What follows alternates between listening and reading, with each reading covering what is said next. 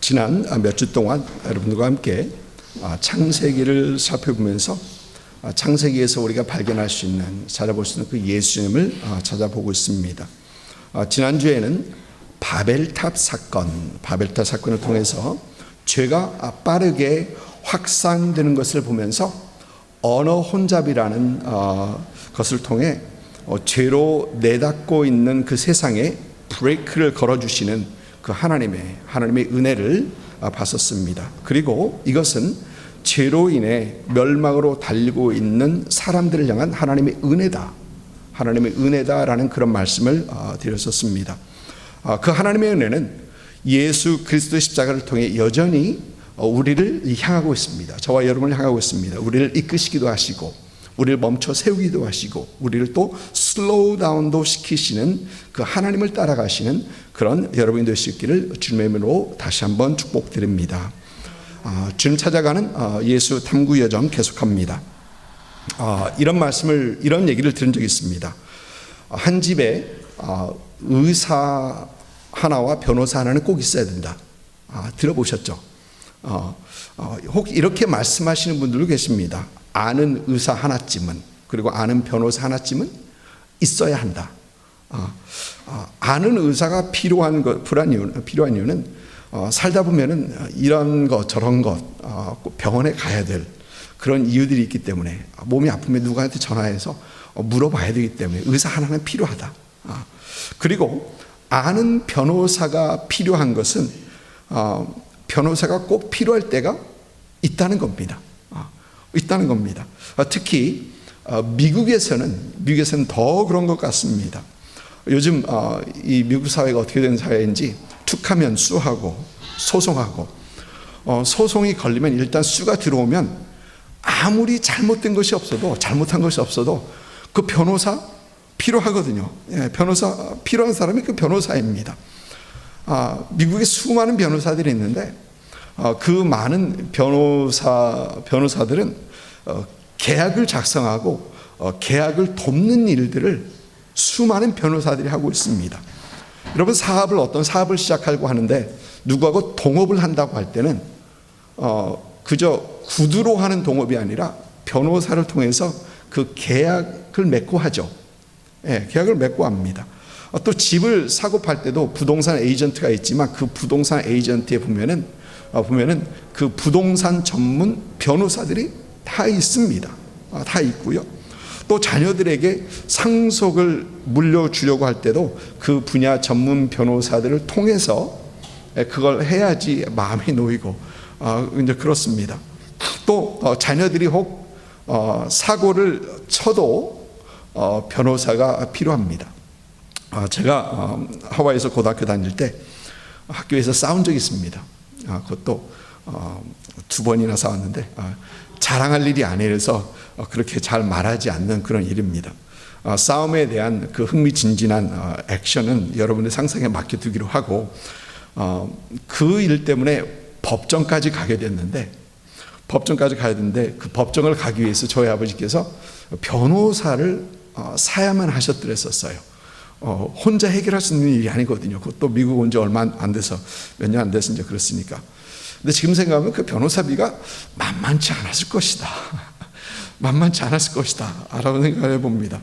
그런데 법정 날짜에 변호사와 함께 법정에 갔는데 상대방은 부모에게도 얘기 안 하고, 아무도 얘기 안 하고, 변호사도 안 사고 나오지도 않았어요. 그래서 그 싱겁게 끝났습니다.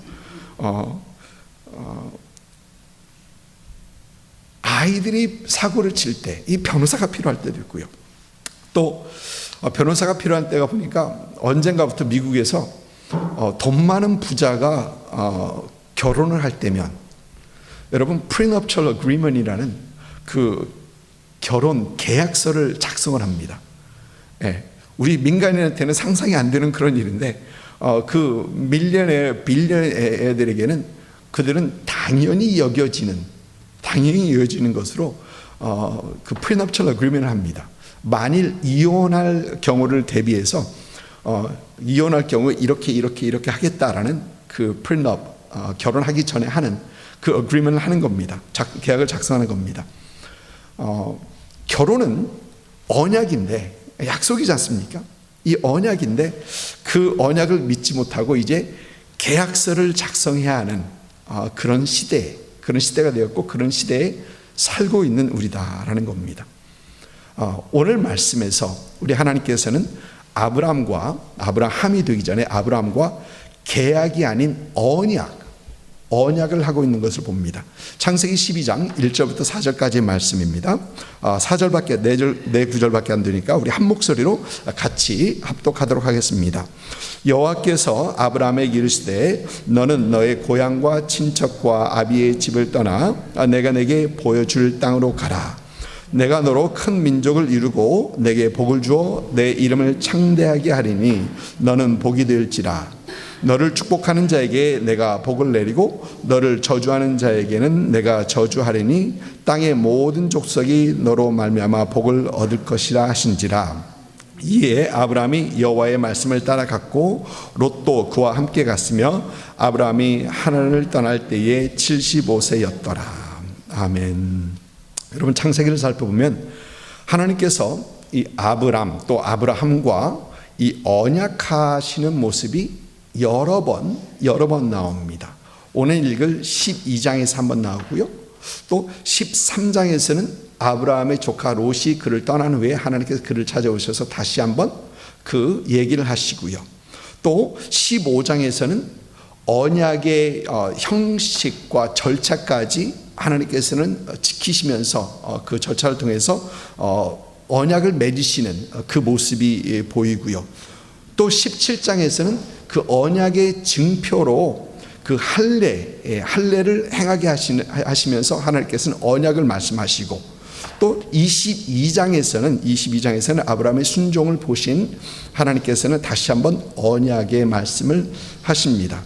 이렇게 12장, 13장, 15장, 17장, 22장 이렇게 여러 번을 통해서 하나님께서는 아브라함과 언약을 맺으시고 언약을 확인시키시고 재확인시키시는 어떤 그런 하나님의 모습이 봅니다. 그런데 여러분, 참 재미있는 것은 하나님의 언약은 일방적이라는 겁니다. 쌍방이 아니고 일방적이라는 겁니다. 여러분, 하나님과 이 아브라함과의 언약을 보면은 거기에서 가장 많이 나오는 단어가 내가라는 단어입니다. 내가라는 단어. 오늘 말씀에서도 이 내가라는 단어가 무려 4번이나 나옵니다. 근데 여러분, 영어 성경을 보면 I will 이라는 그 단어가 6번이나 나옵니다. 6번이나 나옵니다. 여러분, 13장에서도 조금 전에 띄워주신 그 화면을 보시면 13장에서도 하나님께서는 일반적인 언약을 하십니다. 창세기 13장 14절부터 17절까지 보는데 롯이 아브라함을 떠난 후에 여호와께서 아브라함에게 이르시되 너는 눈을 들어 너 있는 곳에서 북쪽과 남쪽 그리고 동쪽과 서쪽을 바라보라. 보이는 땅을 내가 너와 내 자손에게 주리니 영원히 이르리라. 내가 내 자손이 땅의 티끌같이 하리니 사람이 땅의 티끌을 능히 셀 수 없을진데 내 자손도 세리라. 너는 그러나 그 땅을 종과 횡으로 두루 다녀보라. 내가 그것을 너에게 주리니라. 여러분, 내가라는 것이 곳곳에서 나오면서 하나님께서 일방적으로 이 언약을 하시는 것을 봅니다. 다 일방적입니다. 여러분, 17장도 마찬가지입니다. 17장 5절부터 8절까지 보면은 이제 후로는 내 이름을 아브라함이라 하지 않고 아브라함이라 하리니 이는 내가 너 17장 안 띄어나왔나요? 예, 맞습니다. 이제 후로는 내 이름을 아브라함이라 하지 않고 아브라함이라 하리니 이는 내가 너를 여러 민족의 아버지가 되게 하리니 내가 너로 심히 번성케 하리니 내가 내게서 민족들이 나게 하며 왕들이 내게로부터 나오리라. 내가 내 언약을 나와 너의 및 내 대대 후손 사이에 세워서 영원한 언약을 맺고 삼고 너와 내 후손의 하나님이 되리라. 8절 내가 너와 내 후손에게 내가 거류하는 땅 이 땅 곧 가나안 온 땅을 줘 영원한 기업이 되게 하고 나는 그들의 하나님이 되리라. 여러분, 내가라는 단어가 곳곳에서 나오죠. 하나님께서 하시겠다는 겁니다. 여러분, 이것을 보면은 아브라함이 하는 건 아무것도 없습니다. 모두 다 하나님께서 하시겠다, 하시겠다라고 합니다. 여러분, 하나님께서 원하신 것은 우리와 계약이 아니에요. 계약이 아닙니다. 하나님이 일방적인 언약, 약속을 하십니다. 여러분, 그런데 우리는 우리 삶을, 우리 신앙생활을 가끔 돌아보고 생각해 보면 신앙생활을 계약적으로 하려고 해요. 계약적으로 하려고 해요. 하나님 이거 해주세요. 그럼 이렇게 할게요. 어떤 분들은 그러죠. 하나님 꼭 이것만 해주세요. 그러면 내가 하나님 잘 섬길게요. 계약적인 어떤 그런 요소, 이거 해주시면 내가 이거 할게요. 하나님 열심히 할 테니까 내게 복 주세요. 어떤 계약적으로 생각하려 합니다. 신앙생활을 계약으로 생각하고 주거니 받거니, 하나님과 주거니 받거니 하려고 합니다. 그러나 하나님께서는 계약이 아닌 일방적인 언약을 우리에게 하십니다. 그리고 그 언약들을 오늘 말씀에서 보면, 첫째는 땅에 대한 언약입니다. 땅. 오늘 말씀에서 하나님께서는 너는 너의 고향 친척과 아비의 집을 떠나 내게 보여줄 땅으로 가라라고 하십니다. 어딘 줄 모릅니다. 그래서 보여줄 땅으로, I will show you, 그렇게 되어 있습니다. 보여줄 땅으로, 아직 보여주지 않았다는 겁니다. 그러니까 여러분, 사실 어디로 갈지 모르고 그냥 가는 겁니다. 그냥 가는 겁니다. 또 둘째는 자녀에 대한 약속입니다. 내가 너로 큰 민족을 이루고 라고 하십니다. 여러분, 이 약속은 아브라함에게 있어서 가장 큰 약속이죠. 솔직히 그는 75세가 되기까지 자녀가 없었습니다. 그 아내는 65세인데 임신할 수 있는 여인이 아니었어요. 그래서 오늘 말씀에서 보면은 롯도 그와 함께 갔으며, 그들이 아직 하나님의 말씀을 온전히 신뢰하지 못하는 그 모습을 보여주는 거죠. 이 자녀에 대한 약속 하나님께서 하십니다. 또 아브라함을 향한 하나님의 세 번째 약속은 복에 대한 약속이 있습니다. 내가 내게 복을 주어 내 이름을 창대케 하리니 너는 복이 될지라. 너를 축복하는 자에게 내가 복을 내리고 너를 저주하는 자에게 내가 저주하리니 땅의 모든 족속이 너로 말미암아 복을 얻으리라 하신지라. 여러분, 사실 이 복은 너무나도 갖고 싶은 그런 복이죠. 그리고 그 복이 여러분들에게도 하나님께서 이미 주신 복입니다. 엄청난 복입니다. 아브라함뿐만 아니라 아브라함 후손들에게 미치는 그 복, 또 예수 그리스도를 믿는 모든 사람에게 미치는 그런 복, 하나님께서 복을 주시겠다는 것입니다. 땅을 주시겠다, 자녀를 주시겠다, 복을 주시겠다. 이렇게 하나님께서는 세 가지의 복을 일방적으로, 아브라함이 해야 할 건 아무것도 없습니다. 일방적으로 하나님께서는 주시겠다라고 하십니다. 그리고 이어지는 말씀이 오늘 말씀 4절입니다. 여러분 함께 읽습니다. 4절 말씀입니다. 이에 아브라함이 여호와의 말씀을 따라갔고 롯도 그와 함께 갔으며 아브라함이 하란을 떠날 때에 75세였더라. 저는 이 말씀을 대할 때마다 아브라함이 떠날 때 얼마나 힘들었겠는가를 생각합니다. 제가 미국 올 때 나이가 13살이었습니다.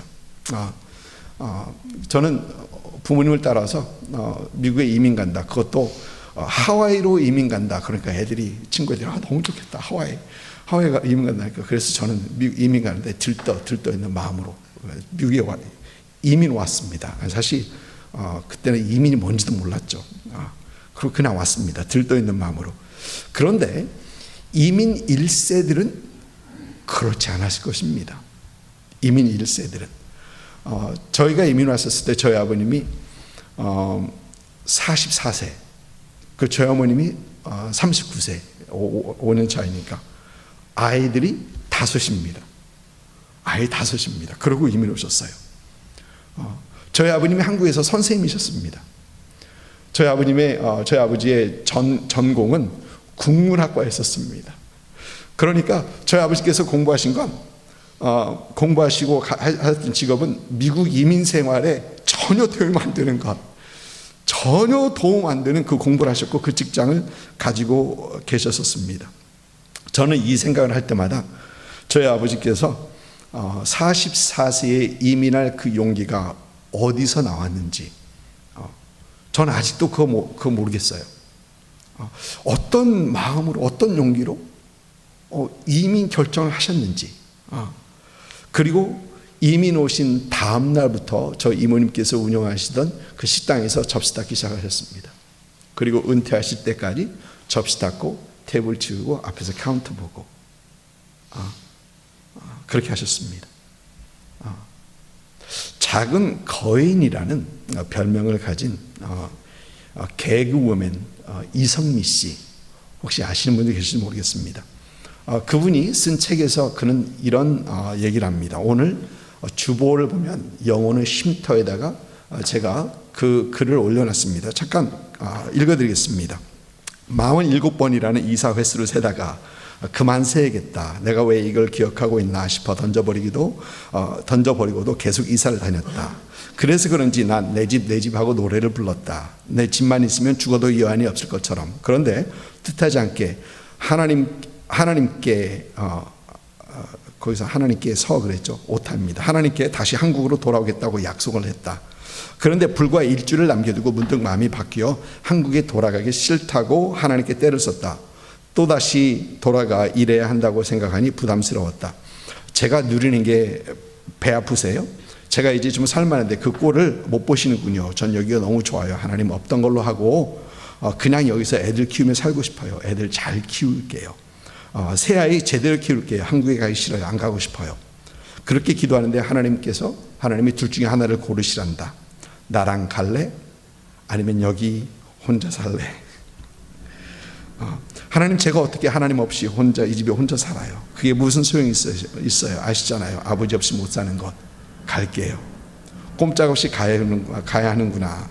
나는 울기 시작했다. 그러나 하나님이 나를 위로하신 게 느껴졌다. 나를 꼭 안아주시며 고맙다. 나랑 가줘서 내가 기쁘다 하셨다. 여기까지 읽겠습니다.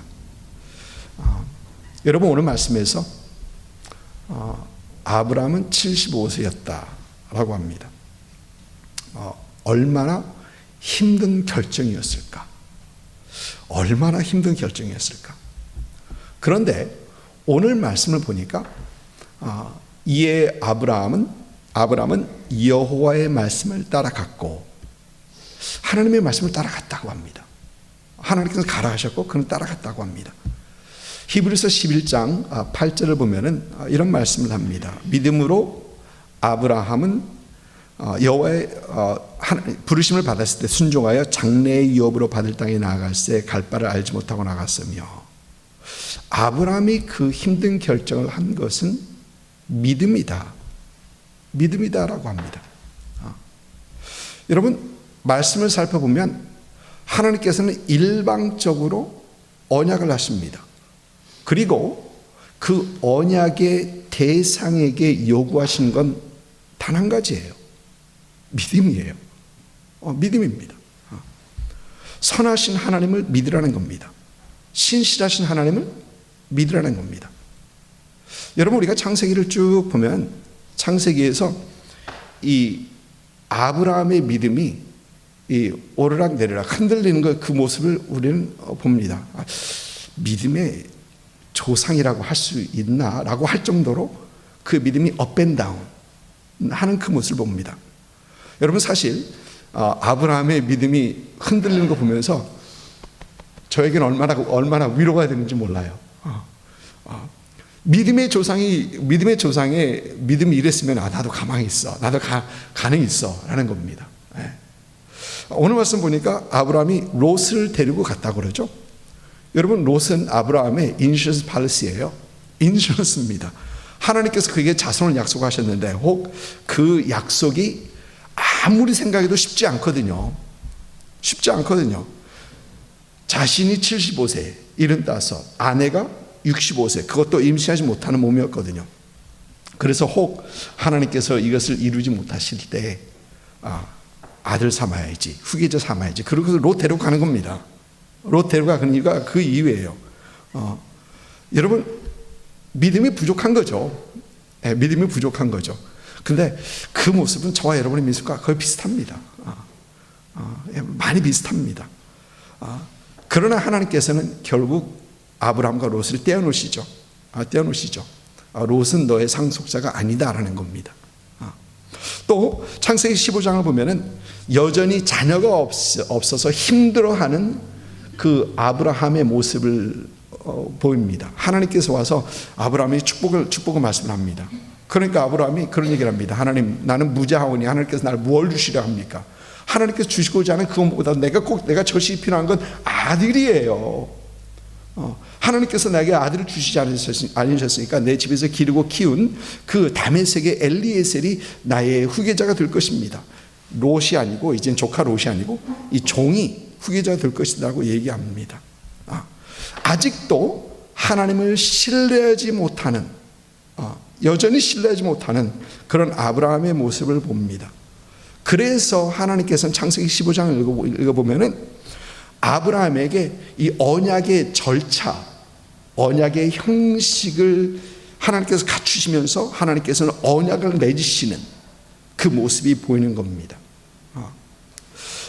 그리고 성경에 보면 아브라함은 하나님을 믿게 됩니다. 그런데 하나님을 믿었으니까 이제 다 됐느냐? 아니에요. 16장 보니까 사라는 하나님의 그 언약을 지키시는 걸 도우려고 합니다. 몸종 하갈을 통해서 그 하나님의 그 언약을 이루어 드리려고. 왜? 하나님께서 지체하시거든요. 너무 이루지 않으니까 하나님 내가 할게요. 가만히 지켜보고 계세요. 성취하려 합니다. 그리고 17장에서는 여러분 사라에게 아들을 주시겠다가 하나님에게 아브라함이 속으로 웃습니다. 그 사라도 텐트 뒤에서 웃죠. 여러분 이때가 아브라함 99세, 사라 89세 때입니다. 여러분 속으로 웃는다는 것은 그냥 있는 아들 이스마엘이나 그냥 축복하시지. 왜 자꾸 이런 말씀 하시나? 여러분 믿지 못하겠다는 겁니다. 여러분 그런데 이때마다 하나님께서 원하시는 게 무엇입니까? 하나님께서 이때마다 아브라함에게 원하시는 게 무엇입니까? 여러분 그것은 믿음이에요. 믿음입니다. 선하신 하나님, 신실하신 하나님, 그 하나님을 믿으라는 겁니다. 하나님께서 아브라함에게 원하는 게 믿음이었던 것입니다. 여러분 여기서 우리는 잠깐 예수 그리스도를 생각해 봅니다. 아담과 하와가 죄를 지었을 때에 하나님께서 창세기 3장 15절에 원시적 복음, 그때 몇 주째 말씀드렸었죠. 원시적 복음 말씀하시면서 여자의 후손으로 오실 그분을 약속하십니다. 창세기 3장 15절에 나오는 그 여자의 후손은 우리는 예수 그리스도인 것을 알고 있습니다. 그런데 여러분 이 하나님의 언약, 이 약속도 일반적입니다. 죄를 지은 아담과 하와가 하나님 죄사함을 위하여 하나님께서 무엇을 구하지도 않았습니다. 하나님 이렇게 할 테니까 나의 죄 사해 주세요. 이런 얘기 없습니다. 하나님께서 일방적으로 내가 여자의 후손을 보낼 것이다. 일방적인 언약이십니다. 약속이십니다. 그리고 하나님께서는 일방적으로 아들을 이 땅으로 보내십니다. 아들을 이 땅으로 보내십니다. 여러분 누가 하나님의 아들을 보내달라고 한 적 없어요. 하나님의 뜻이고 하나님께서 일방적으로 하시는 것입니다. 여러분 우리 주님께서 십자가로 향하는 그 모습을 보시면 주님의 의지대로 일방적으로 그 십자가를 향하십니다. 여러분 요즘 새벽 시간에 저희가 마가복음을 살펴보면서 예수님을 팔아넘긴 가룟 유다, 그리고 그 예수님을 죽일 방도를 찾고 있던 대제사장들, 서기관들, 장로들, 이런 말씀을 살펴보고 있습니다. 여러분 그러나 가룟 유다가 예수님을 팔아넘기기 결정하기 전에 또 대제사장들과 유대인들이 예수님을 잡아 죽일 그 결정을 하기 전에 예수님께서는 이미 십자가를 향하고 계셨습니다.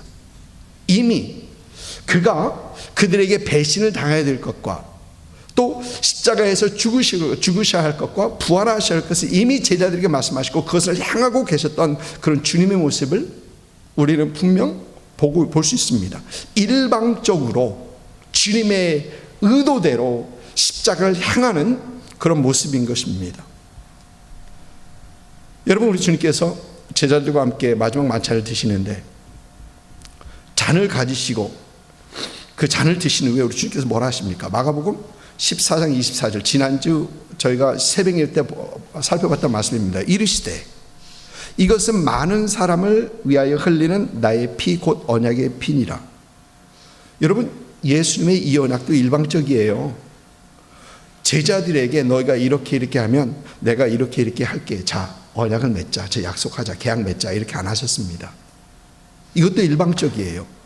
누가 예수님에게 모든 사람을 위해서 피를 흘리라고 누가 예수님에게 말하지도 않았습니다. 일방적으로 많은 사람들, 모든 사람들을 위해 피를 흘리실 것을 우리 주님께서는 언약하십니다.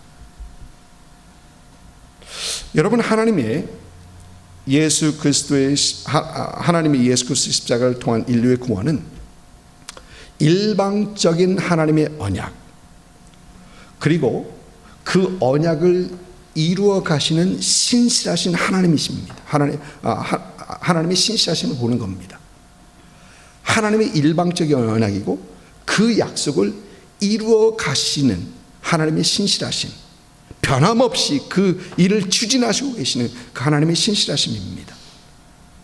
그리고 그 일방적인 언약에 하나님께서 우리에게 원하시는 것은 믿음이에요.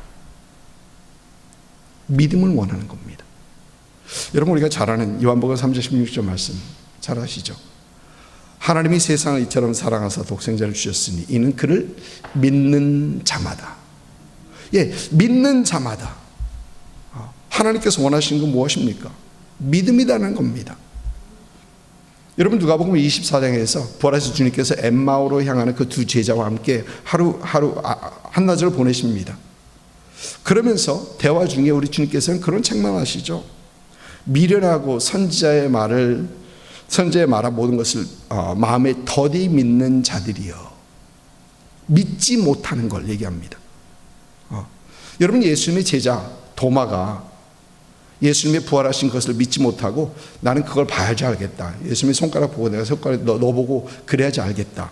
그러니까 우리 주님께서 요한복음 20장에 뭐라 하십니까?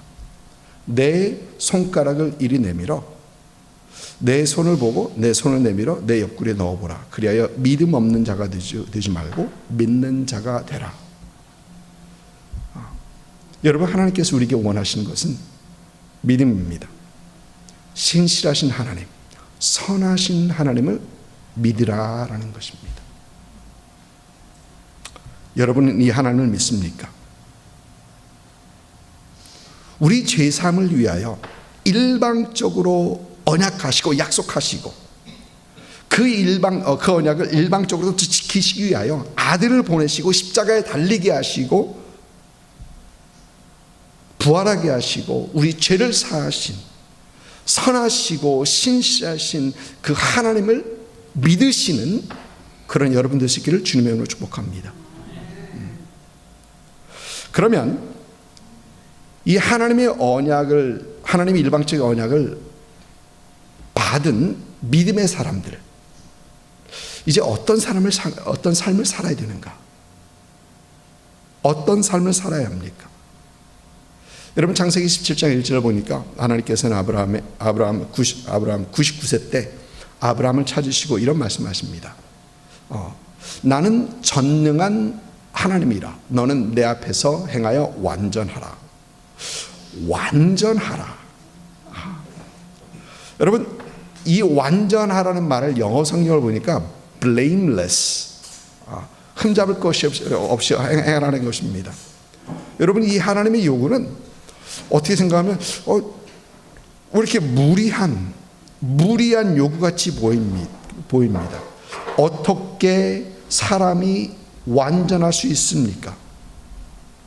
그런데 여러분, 창세기 17장 이 말씀은 아브라함에게 증표를 주시겠다는 말씀입니다. 증표를 주시겠다. 그런데 이 증표는 여러분, 언약을 맺기 위한 증표가 아니라 언약을 받은 자의 증표입니다. 하나님께서 언약을 일방적으로 하셨는데 그 일방적인 언약을 받은 자에게 주시는 증표입니다. 그리고 아브라함은 순종합니다. 하나님께서는 언약을 받은 아브라함과 그 자손들이 할례를 받으면서 다른 사람들과 구별된 그런 사람들로 주께서 세우십니다. 여러분, 지금도 우리 하나님께서는 예수 그리스도를 믿어 죄사함의 언약, 이 영생의 언약, 영원한 생명의 언약, 또 하나님의 자녀가 되는 그 언약을 받은 사람들, 저와 여러분에게 하나님께서는 세상과 구별되라, 세상과 구별됨을 원하십니다. 여러분, 그런데 그 세상의 구별됨은 무엇인가? 하나님께 순종하는 것입니다. 순종의 삶을 사는 것입니다. 여러분, 오늘 말씀 보니까 하나님께서 아브라함에게 요구하셨던 것은 딱 하나입니다. 가라입니다. 그리고 4절 보면 아브라함이 여호와의 말씀을 따라 갔고, 하나님께서 원하시는 건 가라였고 아브라함은 갔고, 그렇게 되어 있습니다. 순종했던 겁니다. 아브라함은 하나님께서 원하던 구별된 자로서 언약을 맺고 그 언약을 받은 자로서 아브라함은 하나님께 순종했던 것입니다. 마찬가지로 예수 그리스도를 믿어 세상과 구별된 우리들, 하나님께서 원하시는 것은 순종하는 삶, 순종이라는 거예요. 여러분, 믿는 자와 믿지 않는 자의 차이가 무엇입니까? 믿는 자와 믿지 않는 자의 차이. 하나님의 말씀에 순종하느냐 하지 않느냐, 여러분, 결국 그거 아닙니까? 여러분, 우리가 예수 믿기 전에는 하나님의 말씀대로 살아가기 위해 여러분 고민하신 적 있으세요? 예수 믿기 전에는 그 고민 안 합니다. 그러나 예수 믿고 난 후에 저와 여러분이 애쓰고 힘쓰고 고민하는 것은 어떻게 하면 하나님의 말씀대로, 하나님의 뜻대로 우리가 살아갈까? 그거 고민하죠. 예, 이때는 아멘 하셔야 되는데요. 그거 고민합니다.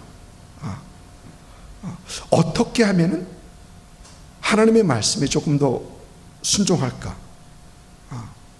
물론 우리 안에서 역사하시는 그 하나님의 성령의 역사, 성령님께서 우리에게 그 고민을 하게 하시고 우리에게 그런 마음을 주시고, 여러분, 순종 때문에 고민하는 거예요. 믿기 전에는 하지 않았던 것, 신앙생활을 사는 겁니다. 그리고 매 순간순간 주님의 말씀에 순종하기 위해 힘쓰고 애쓰는 그런 삶을 살아가고 있고, 또 그런 삶을 사시는 여러분들 되시기를 주님의 이름으로 축복합니다. 여러분, 오늘 말씀에서 우리는 우리를 향하신 하나님의 선하시고 신실하신 일방적인 언약을 봅니다. 또 그 언약에 하나님께서 원하신 것은 믿음인 것을 봅니다. 하나님의 일방적인 언약이신 예수 그리스도를 믿어 구원을 받은 우리들, 이제 삶의 크고 작은 것에서 참 순종하는 삶을 사시는 그런 여러분들 수 있기를 주님의 이름으로 다시 한번 축복드립니다. 아멘.